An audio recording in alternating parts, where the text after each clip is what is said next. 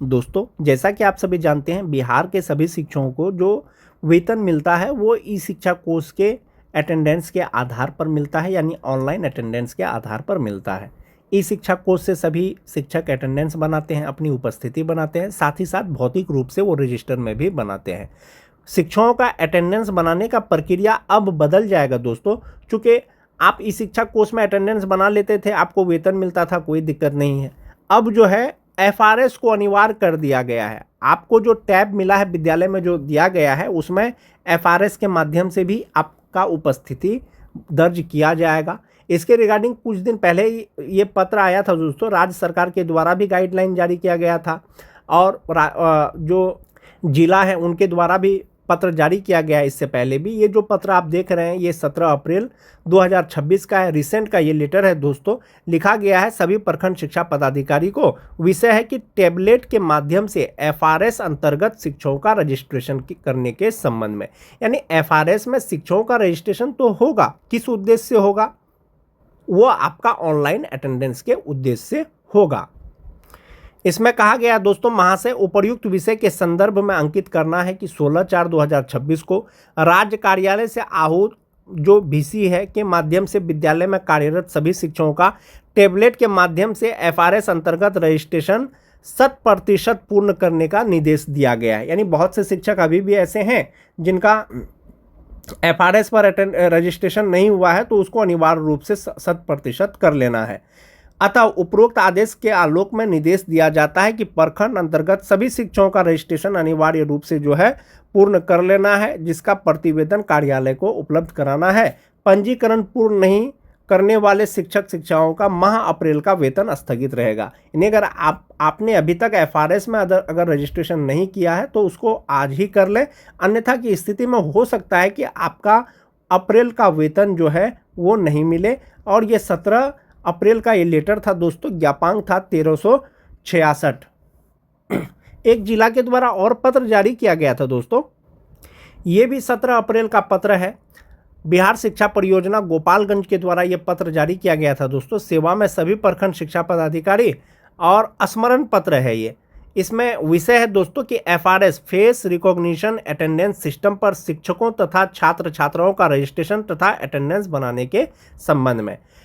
FRS में आपका जो अटेंडेंस होगा वो रजिस्ट्रेशन होगा, वो आपका ऑनलाइन अटेंडेंस बनेगा। आपके साथ साथ आपके विद्यालय में जितने भी बच्चे नामांकित हैं सबका एफआरएस से जो है अटेंडेंस बन रहा है बहुत सी जगह में दोस्तों। इसका आदेश पहले ही राज्य सरकार ने जारी किया था।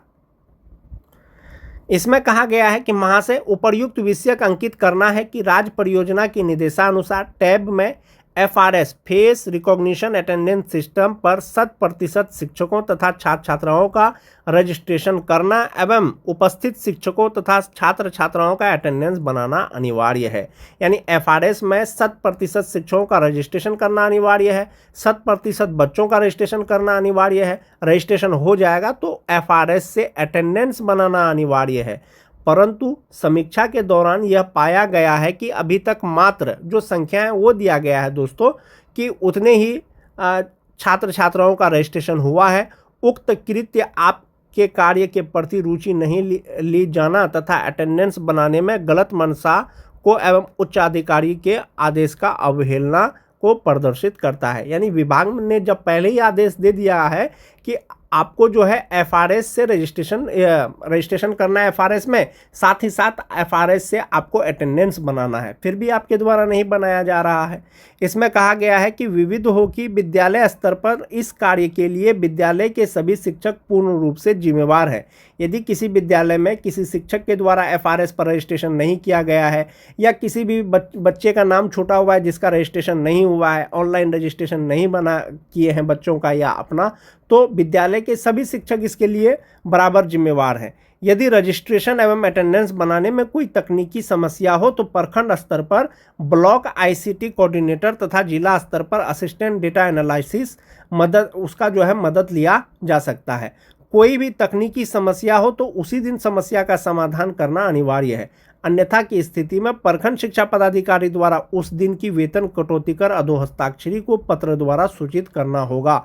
यदि कोई शिक्षक एफआरएस पर रजिस्ट्रेशन नहीं किए हैं, उससे अटेंडेंस नहीं बना रहे हैं, तो प्रखंड शिक्षा पदाधिकारी जो है उसका वेतन कटौती करके जो है अधोहस्ताक्षर यानी जिला कार्यालय को जो है सूचित करेंगे।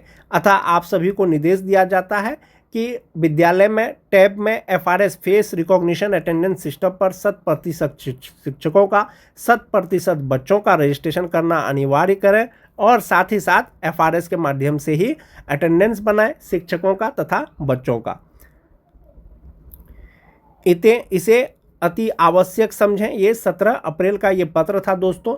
ई शिक्षा कोष के द्वारा अटेंडेंस तो बनाया जा ही रहा है, साथ ही साथ एफआरएस के माध्यम से भी बच्चों का और शिक्षकों का उपस्थिति बनाया जाना है, जिसके रिगार्डिंग पहले भी गाइडलाइन जारी किया गया था। एफआरएस में अटेंडेंस बनाने संबंधित एक गाइडलाइन है दोस्तों। आप देख पा रहे होंगे कि सभी शिक्षकों के लिए अनिवार्य मार्गदर्शिका है। ये क्या है कि लॉगिन का सही तरीका, अपनी सही आईडी से लॉगिन करें, यानी एफआरएस में आप जो है लॉगिन करें, अपना स्वयं का अटेंडेंस बनाएं, अटेंडेंस के तुरंत बाद लॉग आउट कर दें। यदि आपने एफआरएस में रजिस्ट्रेशन कर लिया है तो आप अपना आईडी से उस पर लॉगिन करें और अपना अटेंडेंस बनाने के बाद आप लॉग आउट कर लें। आपको क्या गलती नहीं करना है, एक शिक्षक लॉगिन करके दूसरे शिक्षक का अटेंडेंस रजिस्ट्रेशन ना करें। आप अपना जो है रजिस्ट्रेशन करके अपना अटेंडेंस बना के लॉग आउट कर लें। एक शिक्षक के आईडी से दूसरे शिक्षक का रजिस्टर नहीं किया जा सकता है। सिस्टम में नॉट रजिस्टर्ड दिखेगा यदि आप एक ही आईडी से अटेंडेंस बनाते हैं। उसके बाद है दोस्तों नॉट रजिस्टर्ड आने पर समस्या समाधान कैसे होगा। अगर शिक्षक अपने आईडी से लॉगिन कर रहा है और अपना अटेंडेंस बना रहा है फिर भी नॉट रजिस्टर्ड दिख रहा है, तो उस शिक्षक को डिलीट करें और उसी दिन पुनः रजिस्ट्रेशन करें। ध्यान करें, रजिस्ट्रेशन अलग दिन नहीं करना है। यदि आपने एफआरएस पर रजिस्ट्रेशन कर लिया है फिर भी आपका जो है अटेंडेंस नहीं बन रहा है, नॉट रजिस्टर्ड लिखा हुआ आ रहा है, तो आप उस डाटा को जो है डिलीट करें और पुनः जो है आपको उसी दिन रजिस्ट्रेशन करना है। रजिस्ट्रेशन करने का ये दिया है दोस्तों यूजर आईडी जो आपका स्कूल है उसका यूडाइस कोड होगा। पासवर्ड में FRS@2025 जहां पर F कैपिटल होगा। कैप्चा को भर के लॉगिन करें। डिलीट करने का सही तरीका, आपको पोर्टल पे लॉगिन करना है। पोर्टल पर क्रोम में, गूगल में डैशबोर्ड पे जाना है। लेफ्ट साइड मेन्यू में आपका डिलीट स्टाफ टीचर का ऑप्शन आएगा, आप उसको डिलीट करें। फिर जो है उसी दिन पुनः रजिस्ट्रेशन कर लें। ऐसा करने के बाद एफआरएस से जो है आपका अटेंडेंस बनने लगेगा। महत्वपूर्ण बात यह है कि सभी शिक्षक केवल अपना ही आईडी उपयोग करें। नियमों का पालन करने पर अटेंडेंस में आपका समस्या हो सकता है। तो ये गाइडलाइन है दोस्तों एफआरएस पे रजिस्ट्रेशन करने का या अटेंडेंस बनाने का। आप अपने आईडी पासवर्ड से एफआरएस पे लॉगिन करें। आप अटेंडेंस बनाने के बाद उसको लॉग आउट कर लें, उसके बाद दूसरे शिक्षक लॉगिन करके वो अपना अटेंडेंस बनाएंगे। इस प्रकार से दोस्तों एफआरएस में अटेंडेंस बनेगा और आपका ई शिक्षा कोर्स पे तो अटेंडेंस बन ही रहा है। साथ ही साथ राज्यकर्मी शिक्षकों का, विशिष्ट शिक्षक, बीपीएससी शिक्षकों का जो एचआरएमएस पोर्टल से जो वेतन मिलता है दोस्तों उसको ई शिक्षा कोर्स से लिंक कर दिया गया है।